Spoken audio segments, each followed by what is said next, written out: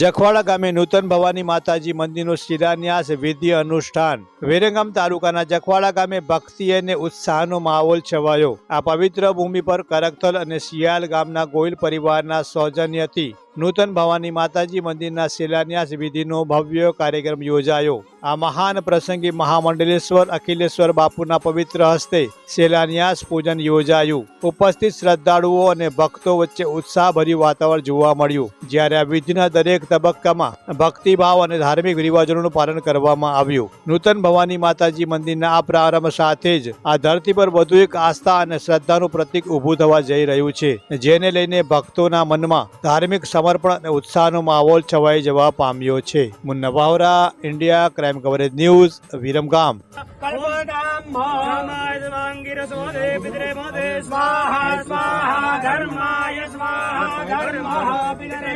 ओम भूर्भुवः स्वः अधिक परमेश्वरी भवानी परमेश्वर्यै नमः। अम्बे